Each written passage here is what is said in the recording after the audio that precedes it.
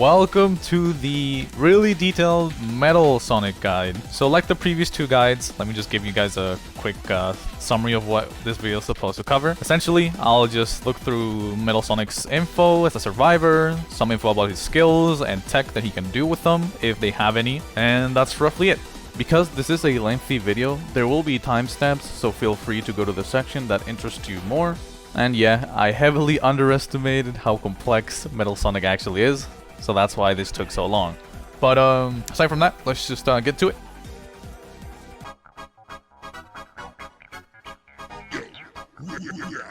Alright, so let's just talk about Metal Sonic's features and whatnot. So first things first, Metal Sonic is a stunner or tank type of character. Metal Sonic has two skills, one being Destructive Charge and the other one being Self-Repair.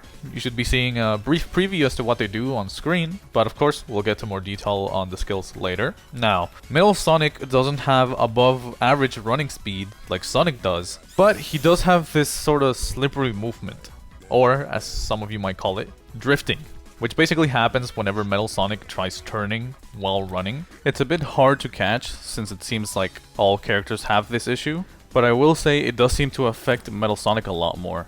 Now, the only way I can see to counter this in actual gameplay is by either just minimizing any complex movement, or just straight up walking in a straight line and letting your camera guide you, pretty much. So yeah. Metal Sonic also has 175 base HP, though if you try to heal back up after being hurt, Metal Sonic will only allow you to heal back up to around 150 health. Though the max amount you can get is probably 156 HP, but you can't overheal back up to 175. I'll bring this up with Self-Repair later, so don't worry about any details that I might have missed. And as for his survivor or teammate role, I actually have a lot to say for this section, so I'm gonna let you guys see the background footage while I talk. So yeah, I'm gonna be here for a little bit. For the most part, and if you ask most like Metal Sonic players or mains, they'll tell you that Metal Sonic is a sort of like sacrificial character, and while this can be true, this doesn't mean you should be looking for an excuse to get Metal Sonic killed off as quickly as possible early into any round. Instead, focus on keeping yourself alive as long as possible. Not even just to guarantee your own safety, but surviving an encounter with 𝐃𝐿 will allow you to escape, to heal up, and then later on you'll have more chances to keep the 𝐃𝐿 at bay. So as a sign, I definitely would recommend that you try to avoid fighting the 𝐃𝐿 if you're around 90 HP or so.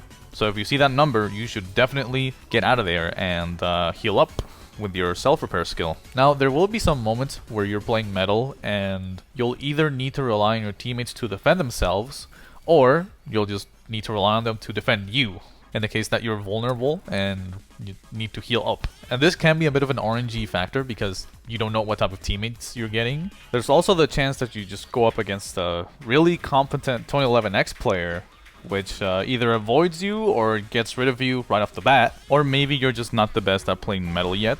But don't be too harsh on yourself and others. I personally think that Metal is a pretty hard character to win with. Trust me when I say this, Metal Sonic is one of those characters that has a lot of negatives. And while these negatives might not be that bad on paper, or maybe when you're looking at someone playing Metal Sonic, in a scenario where Metal has to apply everything he knows against a competent 𝐃𝐿 that knows his kit, how his move works, and stuff like that, this is where you can definitely compare him to someone like 𝐃𝐞𝐿 or Tails. Not to say that they're at the same level, but you can see that they share similar issues because, you know, they're not as gimmicky as other characters. And you end up realizing that your performance depends on how well you can manage against your drawbacks, and if you're skilled enough to, you know, hold off on your own without having to rely on your teammates. So at the end of the day, you just kind of have to rely on the mind games. And of course, if you can, you should definitely try to rely on your teammates. Though this is only if you can. If you can't, well, I guess you just gotta improvise. But, you know, naturally, that's just gonna come with time, and if you decide to keep playing Metal Sonic. So yeah, do keep that in mind if you find Metal Sonic a bit hard to play. One last thing before we move on. I'd really like to see what you guys think of what I said, because I've seen some gameplay, and, you know, sometimes I see a really good team in pubs that actually synchronizes, and other times I play in the, you know, don't really get the best team, nor am I really the best player either. So I'd like to see what you guys think.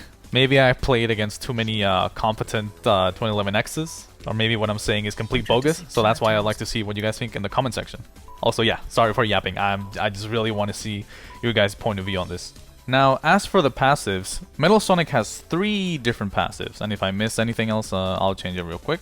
So, the first thing that Metal Sonic has over survivors is that he has a natural damage reduction, meaning that he just takes reduced damage in comparison to other survivors. This passive can be mostly seen against 2011X M1s, so on screen you should be seeing a rough damage comparison. And of course, I'm not really gonna bother providing a percentage. Comment section can probably do that. Oh, and I suppose this also applies to 2011X's other skills, right? Against charge, I think there's no change. And the other skill that has any sort of like change would be God's Trickery, which does in fact get the damage reduction applied to it since it's a single hit that does 25 damage. But aside from that, there's nothing much else to it.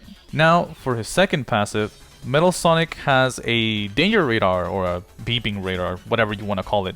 Basically, if the killer or EXE is close to Metal within a certain range, and he has to be relatively close for this to work, only Metal Sonic, so basically you, will hear a beeping sound that gets faster the closer the killer or EXE is to you. However, if the EXE is too close, it'll basically go quiet and instead it's just gonna play the chasing music. And that's pretty much the basics of the radar. But there's like a few details you have to keep in mind because it's a bit, you know, it's a bit good and it's a bit bad, I would say. For example, the radar does work through walls, but the EXE has to be a pretty close distance to you. And of course, since it's not X-ray, you can't see the killer or EXE through the wall, right? So you kind of have to guess where they're coming from or why the radar is even beeping in the first place. Another thing is that the radar seems to be a bit buggy against 2011X's invisibility skill. So, for example, if 2011X goes invisible right in front of you while the beeping is still going, either you will keep tracking the EXE, or for whatever reason, it's just gonna keep beeping until 2011X appears again within, you know, the radar's range. So yeah, it can be a little bit inconsistent. Though, in the future, if this is actually fixed, then just ignore that last bit. And for the third passive, Metal Sonic will self-destruct upon hitting 0 HP. Basically, if he dies, he blows up.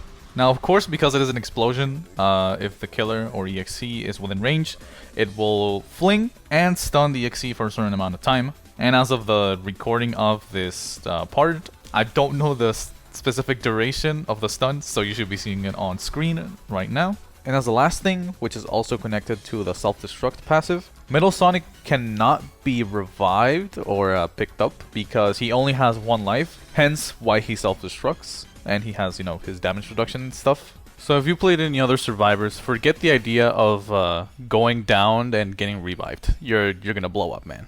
And that should be it for Metal's survivor feats. Anywho, let's just move on to the first skill.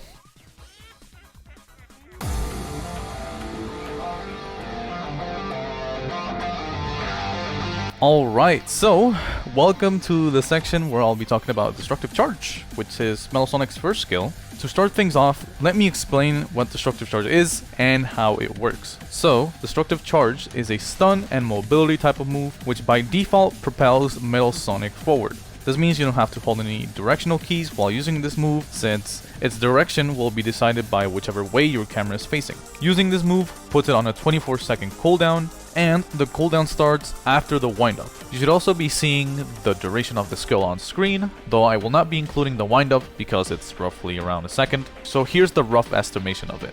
As shown on screen, Destructive Charge has a few things to point out, like for example its windup, which I mentioned, and its turning capacity.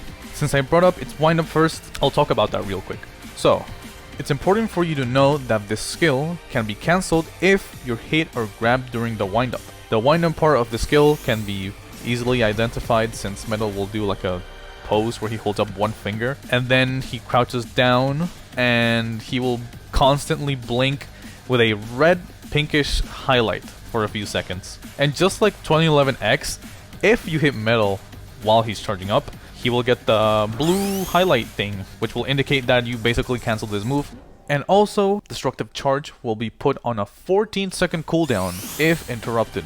And one last thing that I almost forgot to mention was the damage you take if Destructive Charge gets interrupted. To keep it short, Metal's damage reduction is completely nullified if Destructive Charge ends up being interrupted, so the usual 21 or 25 M1 damage I showcased earlier is easily bumped up to the casual 42 and 50 M1 damage most survivors are used to. You should be seeing this on screen as well. Now do keep in mind that these numbers are basically just an average / rough estimation because 2011X's M1 damage can be inconsistent sometimes. Sometimes it'll do a bit more damage or a little bit less and so forth. Anyway, moving on. While you're charging forward with Destructive Charge, you're pretty much invincible to direct attacks and grabs since the moving part of the skill has iframes. But God's Trickery can still affect you, though not hurt you directly, I'm pretty sure. So you will still get like the screen distortion if you're not doing the specific action that the after image asks of you. However, despite being invincible to attacks, Destructive Charge is not immune to hitting objects that count as a wall, because if you do collide against something directly, which can include the most unexpected parts of the map, Metal Sonic will bounce back and be stunned for a second or two, which leaves him completely vulnerable. Though I'm pretty sure if he gets hit, he will get out of the state, but it's still pretty dangerous because you're basically giving the killer a free hit. Oh, and before I do forget, the default keybind for Destructive Charge on PC should be E. On mobile, like always, you just have to press the icon of the skill, and for console it should be L1 or left bumper. Anyway, as you might have seen through the background footage, Metal Sonic stuns EXEs or killers by dragging them away if you manage to run into them while using Destructive Charge. Normally, by just grabbing any EXE without doing anything in particular will result in Metal flashing 10 times in rapid succession while his health depletes. And afterwards, he will simply drop off the EXE or killer he grabbed. This makes Metal Sonic lose around 38 to 40 HP in total, and also, this variant of Destructive Charge has a shorter traveling distance in comparison to its mobility usage, though this is if you do it up close. If you kinda stall and grab the EXE last second, you can actually basically combo them together and extend the duration of Destructive Charge, but if you manage to pull off the stun early, you'll end the skill. Now, Destructive Charge also has a variant where if you drag an EXE or a killer against the wall, you'll end the skill with a 3-hit punch attack. This part of Destructive Charge deals an additional 38 to 40 damage guaranteed, meaning that you could potentially take up to 80 damage or maybe a little bit less because the first part and the wall slam stack the health drain. However, if you're quick enough, you can stop the health drain for the first part of Destructive Charge by doing the wall slam as soon as possible. Of course, however long you decide to use your Destructive Charge for will decide how long the final stun is, and it's also gonna decide how much HP you'll be sacrificing. Speaking of stun, since I've covered variations of this move, I'll show you the stun durations for their respective variants and even the longest possible stun in theory that Metal Sonic can pull off on his own. So anyway, I'm gonna shut up so you guys can look at the stun durations, so I'll see you in a bit.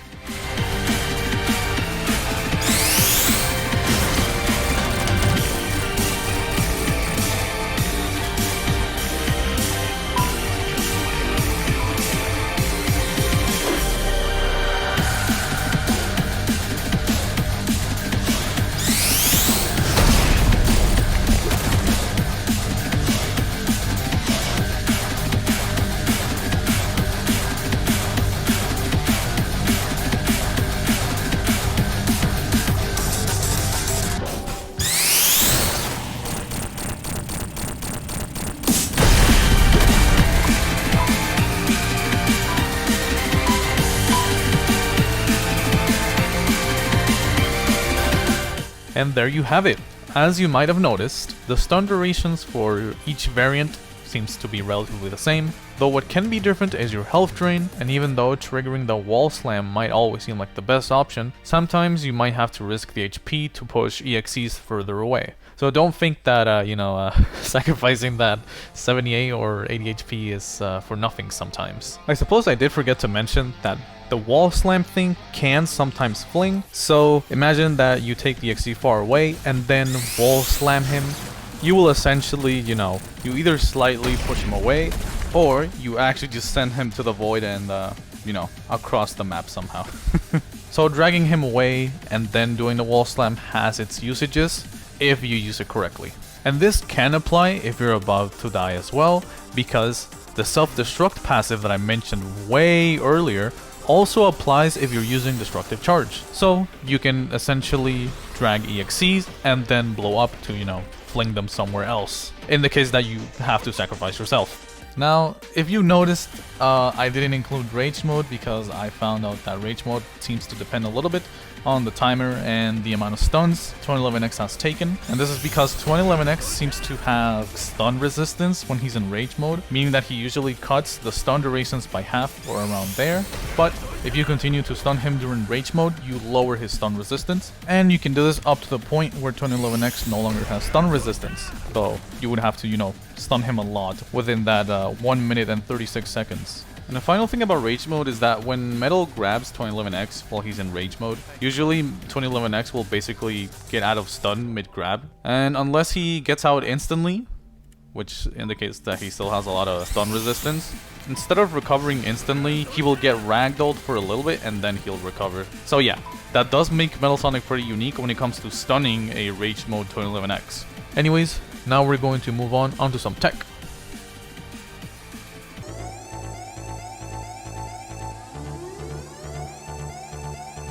Alright, so I decided to split this section for Destructive Charge to change up the music a little bit and to separate the basics from tech and whatnot.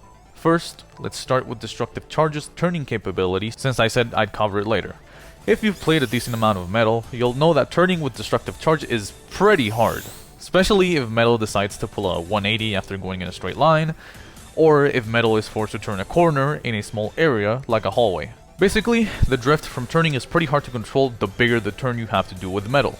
Not to mention, Metal is also at the risk of bumping into a wall even if the drifting slows him down temporarily. So missing against an EXE that knows how to avoid the initial charge tends to put you in a bad place if you don't know how to recover. Now, let's say you do have a chance to rebound.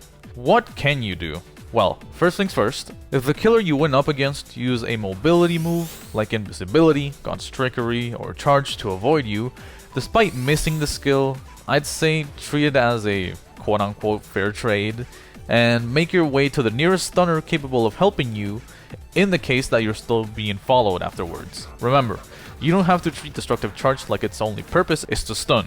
Use its remaining duration to flee and avoid hitting any small ramps or slopes, walls, and small map decorations.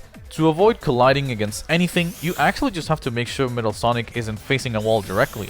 So make sure to turn in advance or pull off a 180 for safety measure if it comes down to it.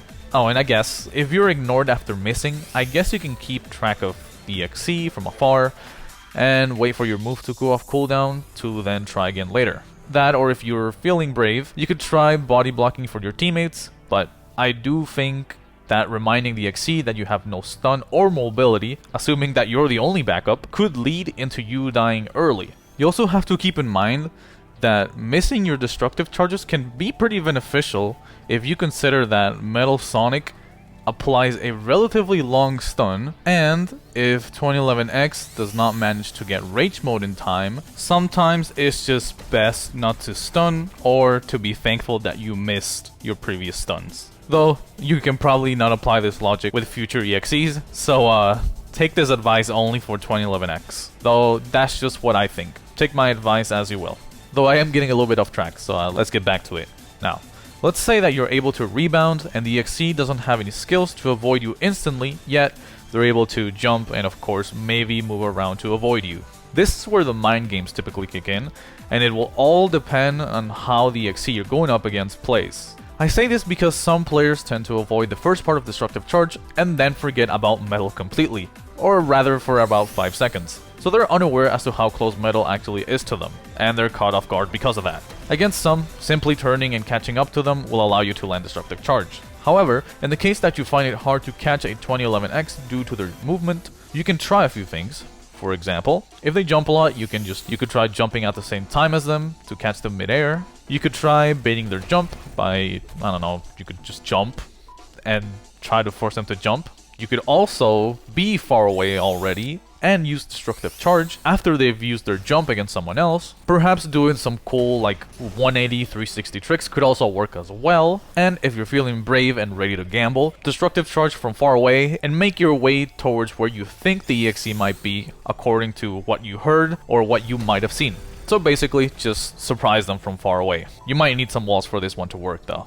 These are rough examples, and I can imagine that people likely have other methods of catching 2011X players that I might have not mentioned. So yeah, comment section can probably do that if I missed anything. But you pretty much just have to be creative with it. I suppose there's only a few things left I have to mention that shouldn't be too detailed, so let's try to get through them really quickly. First things first, if you're dropping from a high place, using Destructive Charge mid-fall and assuming you're falling from a decent height to pull off a roll will essentially help you skip the wind up a little bit since you'll be moving forward, and this could either be used for mobility or maybe if you have to catch up to the EXE, that can also work. And by the way, remember that to roll you have to fall from a high place and move forward while falling. Though I'm pretty sure if you fall from a spring, it's not going to let you roll, so make sure that you're using the springs to get to high places and then drop down. Also, I would not recommend falling in Not Perfect, and the reason I'm bringing this up now is because I mostly forgot, but because, well, I mean, sometimes Metal can heroically or for the bit drag the EXE into the void, or maybe he'll just fall into the void, and Destructive Charge can take a part of that because, you know, it's kind of hard to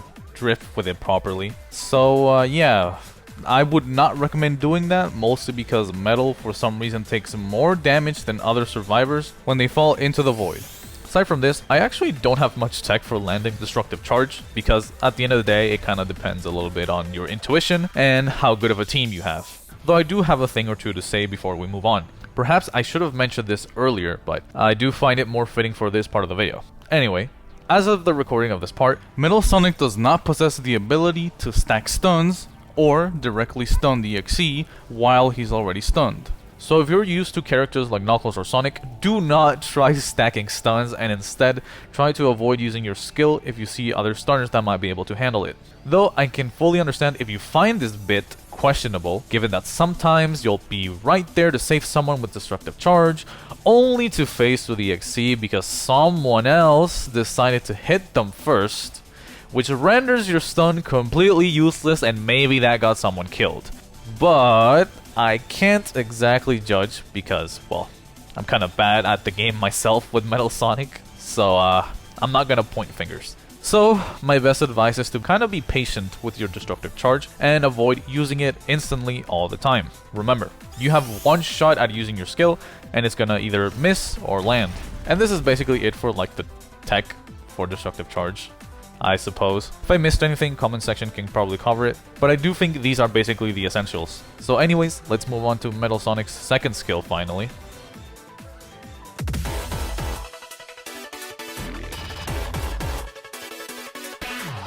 Okay, now that we've finally moved on from Destructive Charge, allow me to introduce to you Metal's favorite skill, which is Self-Repair. And also, before I forget again, the keybind for Self-Repair on PC should be Q, mobile still has to press the skill icons to trigger them, so nothing new there, and for console it should be R1 or right bumper. Anyway, Self-Repair is a pretty straightforward skill. It's pretty much Metal Sonic's way of healing himself since characters like Amy or Cream cannot heal him. Now, upon using Self-Repair, Metal Sonic will enter a vulnerable state where he cannot move. In exchange, of course, Metal Sonic will heal up, blinking with a green highlight until he's reached 150 or 156 HP, or until Metal Sonic has regained a total of 70 HP. After a full heal, or just usage, the skill will be put on a 24-second cooldown. This also includes if the skill is interrupted and whatnot, so yeah, you don't get a pity lowered cooldown for being interrupted. And speaking of being interrupted, Self-Repair gets the same treatment as Destructive Charge when it comes to being interrupted, though slightly worse. The loss of damage reduction still applies, but the damage you take is actually a bit higher than Destructive Charges. To clear up any confusion, I'll simply show you the damage difference both skills have when it comes to being interrupted, which should be on screen right now. With this idea in mind, it can be a little worrisome to use Self-Repair, since there's always the chance that you might pick a bad time and bad place to heal, assuming that you're healing alone. To use self-repair effectively by yourself, you'll simply have to learn the layout of the maps in order to find a solid healing spot. You also have to keep in mind the 𝐃𝐿's abilities a bit, since for example, 2011X has a chance to find you by using Invisibility and God's Trickery. And speaking of those, allow me to provide some insight on them. Usually, if God's Trickery doesn't take 2011X to you, it can be safe to heal since his focus should be on a different survivor. However, if you hear 2011X too close to your current location after he's used God's Trickery, it's probably better to get a bit farther away and then heal. Against Invisibility, it's a bit of a gamble since Metal's radar tends to break. Not to mention, the fewer survivors, the higher the chance 2011X is looking specifically for you. The only way to make sure you're not being followed is by listening to sound cues and maybe baiting 2011X or simply waiting out his invisibility if you fear he's nearby. Though, to avoid situations where you have to handle all the pressure yourself, if you can, do try using self-repair next to a stunner, Eggman, or Tails. And let me explain why. Finding any stunner to heal up is a pretty self-explanatory reason. Assuming they won't miss their stun, or you aren't hit before they stun the 𝐃𝐿, this should provide you with extra time in case 2011X shows up. A good stunner that can provide you with a lot of time and safety is definitely Knuckles, given he has 2 stun skills. So if you see him charging up his stance, it can be a solid gamble to heal next to him, as long as he understands and decides to stand next to you. And now the reason I excluded Eggman and Tails from the stunners category is because they can in theory aid Metal a lot more. By default, Metal's self-repair skill can be seen as a pretty slow healing skill, but you can fix this issue by standing next to Tails or Eggman. The short explanation to this is because by standing next to either of these characters, Metal's self-repairing process will speed up by a lot, and it's really noticeable too.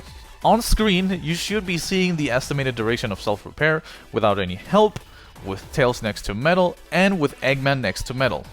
As I talk, you will see that Eggman accelerates Metal's self-repair by a lot, meaning that a Metal Sonic and Eggman duo that are synced with one another most definitely can cause chaos and even keep the 𝐃𝐿 at bay if they do the right plays. Tails on the other hand is more of a middle ground. He accelerates self-repair as well, but not at the same rate as Eggman does. Though, the speed up is better than the base healing speed of course, so Tails is a good alternative if he's within reach. And well, you should see how awful the base healing speed is for self-repair in comparison to the other two. Though, as good as standing next to Eggman or Tails might be, try making sure you don't endanger them or other survivors too much in the process. And of course, remember that sometimes they won't even be in a match, so while it can be nice to have either Eggman or Tails in a match, there's a chance you won't even be able to rely on them at all. And I suppose that's kinda it for the basics, and rather than splitting into a new section, I'm just gonna drop some tech and tips about self-repair. So, first things first, since Destructive Charge and Self-Repair pretty much have to be used together to keep Metal alive, it's important to have a rough idea as to when to use them quickly if the situation allows you to. I say this because Metal isn't really a character that's treated with low priority. At some point in the round, 2011X will in fact try to get rid of you. So despite what I said earlier about him trying to stall out the 𝐃𝐿 as long as possible, I do think you should try doing this with as much HP as possible. So healing small bits of health, even if they seem meaningless, can be useful for future encounters. Who knows? Surviving at 6 HP might allow you to stall for longer than expected or actually allow you to escape if you're goated like that. So what I'm getting at is that yes, you should heal up as much as possible whenever the opportunity is given to you, especially if you find yourself around the 136 HP range. Usually it will take 2 to 3 ticks to reach your new max health, and if you only happen to need 1 tick to reach max health, in which case if you were wondering, every time Metal heals 1 tick, that's basically 7 HP he regains. You're actually able to move and heal, meaning that you can be like mid-chase and just like pop self-repair while moving to heal up that remaining 7 HP. And like I said, who knows, maybe that 7 HP you healed could save you for a later encounter. Speaking of, usually there's a sound effect that indicates Metal Sonic has finished healing, but that isn't always the indicator for you to move. And in case you're wondering, this is the sound effect I'm talking about. Now you might be wondering, what am I getting at? Well, as it turns out, depending on how much HP you end up actually healing will decide how early Metal can cancel out of his, self-repair. A think it's better if I just show you, and just so you have context, in both clips I am mashing my keyboard to move. So here, let me shut up so you can look at the clips.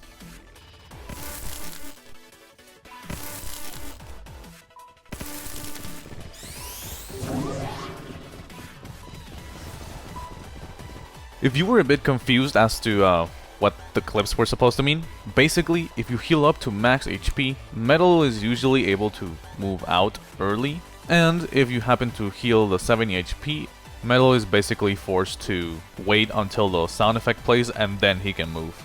And honestly, that's basically it for self-repair. I believe this is pretty much everything that Metal can do, so I don't have anything else to add. But if I do miss something, comment section, you can probably back me up on that. And now, finally, let's move on to Metal's last man standing information.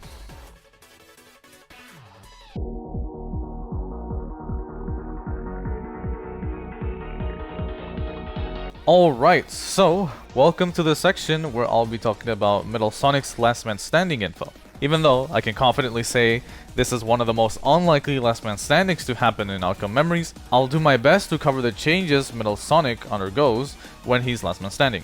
First things first, we have the universal last man standing plus 65 HP heal, which can overheal survivors, though I do think that in Metal Sonic's case, it shouldn't really feel like something new since he kinda does that with self-repair. Though, an interesting detail about Metal when he's last man standing is that if he happens to be at his 175 max HP and then he enters last man standing status, he'll be lowered down to 165 HP, but he'll still follow the same rules of not being able to heal unless he's under 150 HP. Now, remember the damage reduction Metal Sonic naturally gets? Well, as a last man standing, Metal Sonic's damage reduction increases even further by making him one of the tankiest last man standing survivors. And to prove that, on screen you should be seeing the damage reduction of base Metal and last man standing Metal against 2011X M1s. It should be pretty clear and insane how big the damage difference is between the two. And the damage comparison doesn't end here either. Not only does Metal get that sweet increased damage reduction, but Destructive Charge gets a similar effect when he's last man standing. Simply put, Destructive Charge gets an HP drain nerf, which reduces the damage taken from using Destructive Charge as a stun. This applies to both the Dragging and Wall Slam variants, or if you do both at the same time. For the Dragon variant of Destructive Charge, the damage taken is reduced from 38 to 40 damage, down to 14 to 15 damage. Meanwhile, the Wall Slam goes from 38 to 40 damage, down to 4 to 5 damage, if I'm not mistaken. This means that if you do both together and try sacrificing the most amount of HP possible, at most, Metal will take 20 damage. This change encourages you to land Destructive Charge a lot more since, you know, the risk is lessened. Though, make no mistake, the damage reduction loss for getting Destructive Charge and self-repair interrupted are still there, so do avoid that like always. And speaking of both skills, any other properties pretty much remain the same, so yeah, no self-repair changes. Lastly, it's also important to note that Metal Sonic also bumps the timer up or down to 3 minutes and 6 seconds whenever he's last man standing, which correlates to the duration of his last man standing song. And this is pretty much it for Metal Sonic's last man standing changes. As much as I'd want to provide a guide as to what to do as a last man standing Metal Sonic, I do personally think that at the moment, all last man standing survivors pretty much just have to play hide and seek and juke the killer as much as possible. So your last man standing performance will depend on how good you were able to apply everything else I previously mentioned. So if you managed to get last man standing, good luck to you! And this is where the guide ends. Again, I'm sorry for taking so long and getting this guide out. I honestly underestimated the complexity of Metal's kit, so that's on me. But anyway, I do hope you learned a thing or two. And as a last thing, OM devs, please add 𝐃𝐞𝐿 to OM and my life is yours! Anyway, bye.